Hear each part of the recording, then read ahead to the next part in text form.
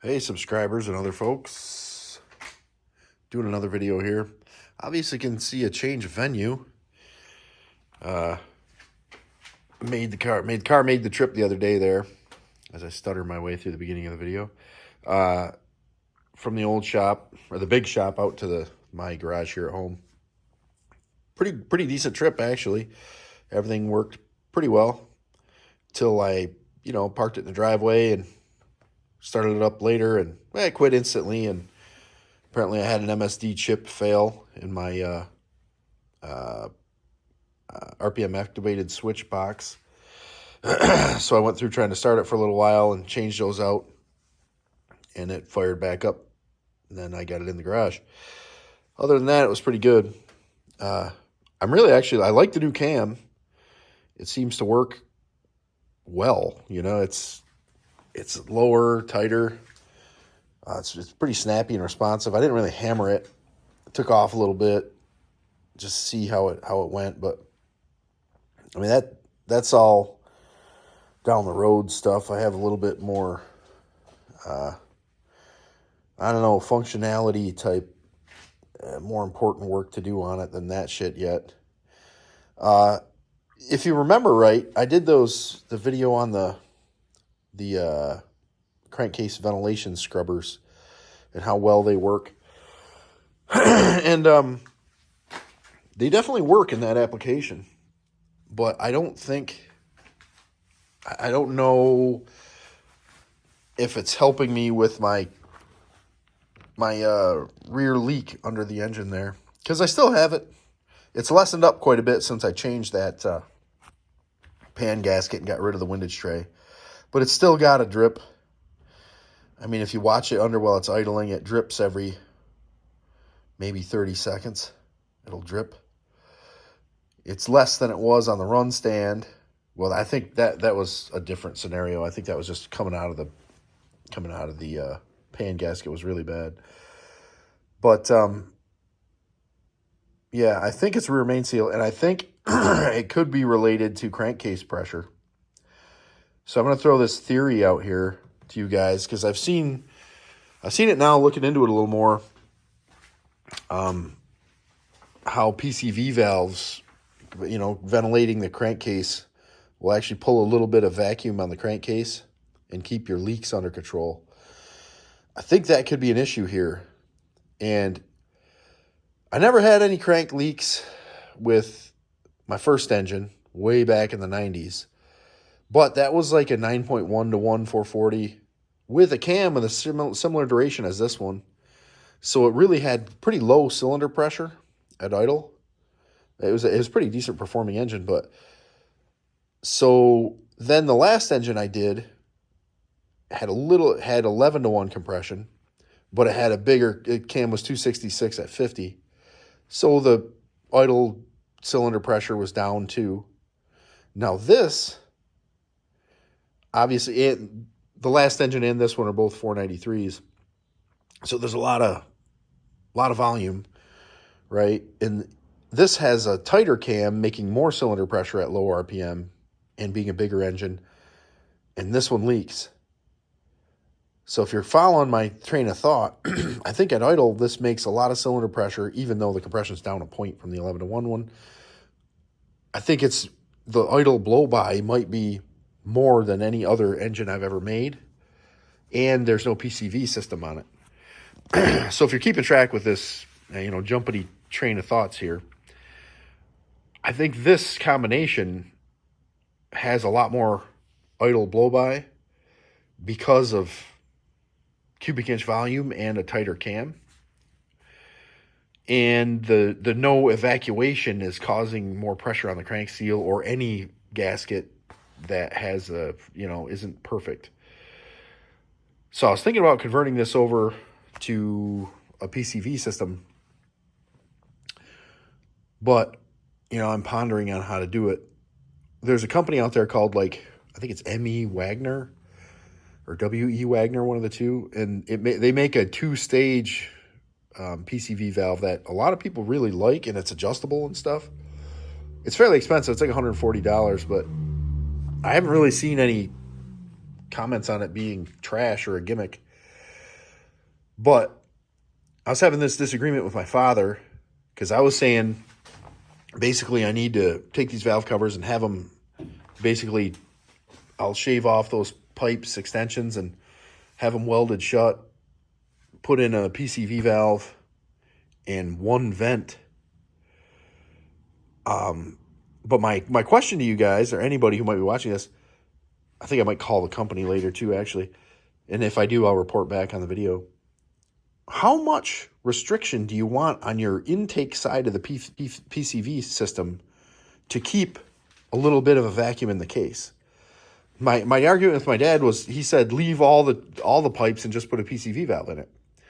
But if you think of that, it's going to be too free flowing, especially if you keep it on the same side, because it's going to just want to pull it straight from this one and not go through the crankcase. So, and I said that would probably increase a vacuum, like more of a vacuum leak to the induction side, because there'll be all kinds of free flowing air just able to pull in there. If you kind of put your finger over the end of the straw a little bit, it's going to keep more of a vacuum here. The carb's going to say, well, that's still a vacuum. It isn't flowing a bunch of air. You know what I'm saying? And it'll keep your leaks, your crank leaks or other leaks, under a pull. Now, the problem he was talking about was if you mash the gas and all of a sudden you do get more blow by at high RPM, that has to go somewhere. And I understand that. It has to be vented off. So that's a question. And I think I'm going to call them and ask them that. Because in my mind, there has to be some type of calculation. Because this, with the scrubbers I showed you, the little, I have some over here. These guys, right? This works. Actually, it scrubs the oil out of the air, the vapor, for sure, and it condenses and drips back down in, keeping it off your covers. But I have also taken this apart one time and seen them popped out. Like the blow-by they create enough of restriction that the blow-by pushed them out of the pipes. So what I did here to start my evaluation of this crank seal leak, or, well, the first thing I'm going to do is get under there and snug up the pan bolts a little bit, because I only gave them the forearm on a speed wrench tight. I didn't want to crush the gasket too much. So I think I'll get under there and actually torque them to 10 or 15 pounds is the spec, but I don't want to friggin' squish the gasket too bad. I think it'll be okay, though, because it has those reinforcement plates that aren't that great, but I'll try that to try to eliminate it coming out of the oil pan gasket and try to say that's not leaking anymore for sure. And then I'll know that it's a crank seal.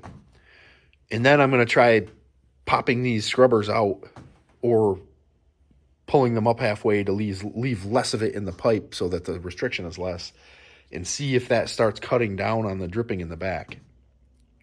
Because it should be allowing more of that pressure inside out of the crankcase. If you guys are following this, I know it's a lot of words and a lot of theory shit, but that's what I'm at here now. The next thing I want to do is focus on that distributor and get a fire core in here with vacuum advance.